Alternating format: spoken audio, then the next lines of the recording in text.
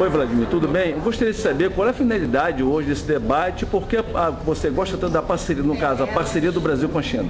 A ideia é discutir se a China é uma ameaça ou uma oportunidade para o Brasil. Essa é a ideia básica.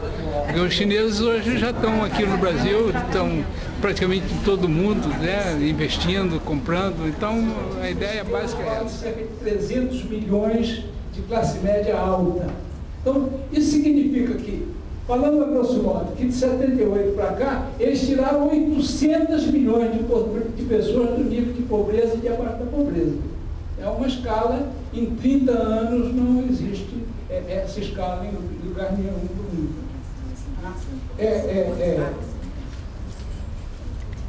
Outra coisa é que, vamos dizer, até 78 havia uma política de pleno emprego, tá?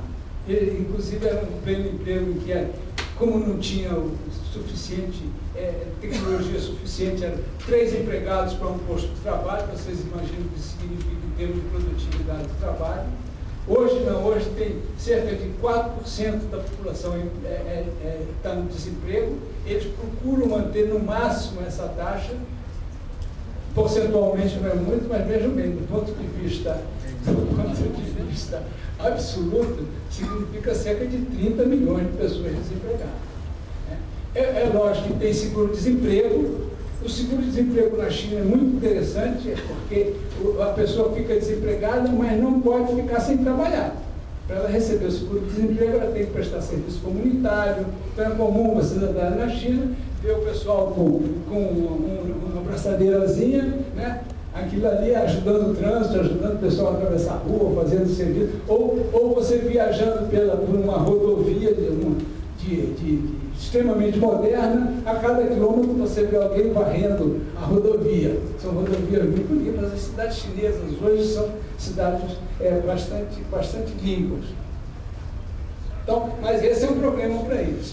Então, se nós olharmos, é pena que eu não tenha podido mostrar aqui, né? A gente fazer um data show, mas se vocês a urbanização chinesa é algo muito moderno, porque é uma urbanização que impede que os prédios sejam construídos juntos, muitas áreas verdes, então os prédios são separados, né? Muitas áreas, muitos parques, né? Todas as cidades têm muitos parques, e é uma preocupação muito grande com o reflorestamento. Todas as cidades chinesas têm uma preocupação com o reflorestamento bastante acentuada. É lógico que isso não resolve a questão da poluição, porque eles também tiveram um problema sério. Se você pegar de 50, a China em 1950, ela tinha praticamente entrado em algumas áreas da primeira revolução industrial. Entre 1950 e 1980, ela introduziu uma série de indústrias da segunda revolução industrial.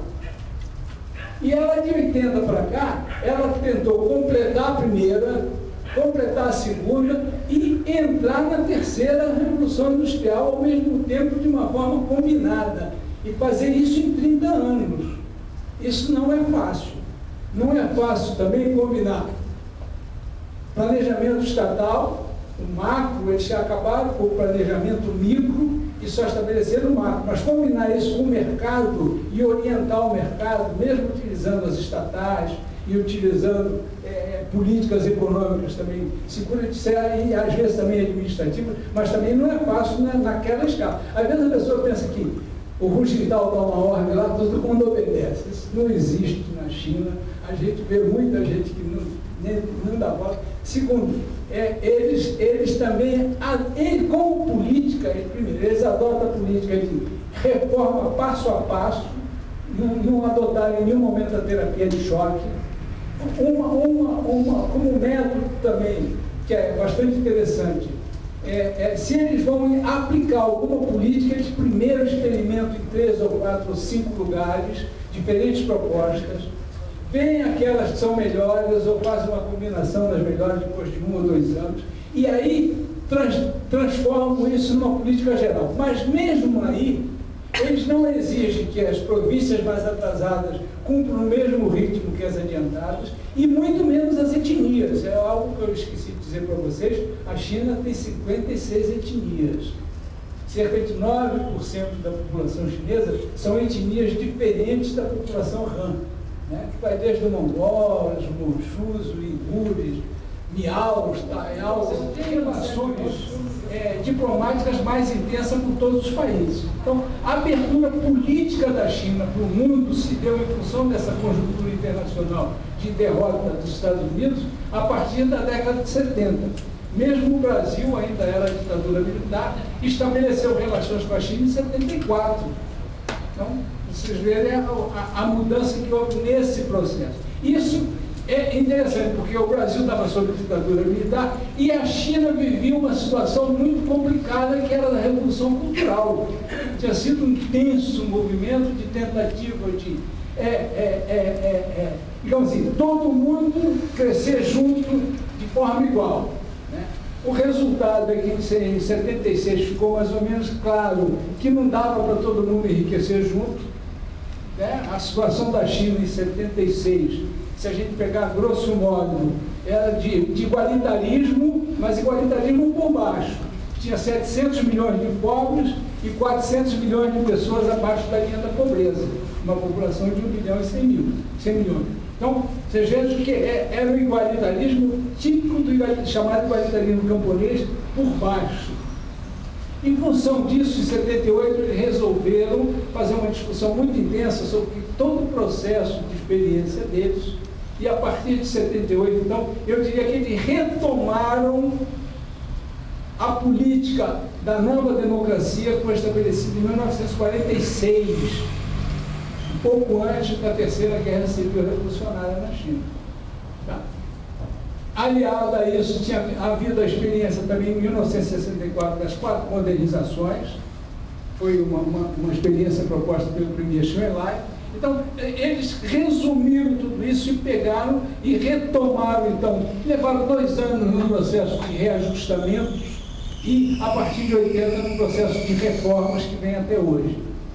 É interessante o reajustamento desde 78, em que eles basicamente reajustam a forma de organização das zonas rurais, que até então, mais ou menos desde 1960 até 76, tinha sido grupos de produção, brigadas de produção em comunas populares, era praticamente um regime militar, rural, né?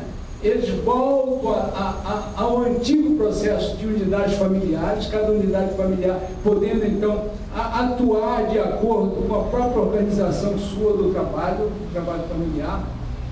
Mas eles sabidamente fizeram o que eles chamam de contrato de responsabilidade.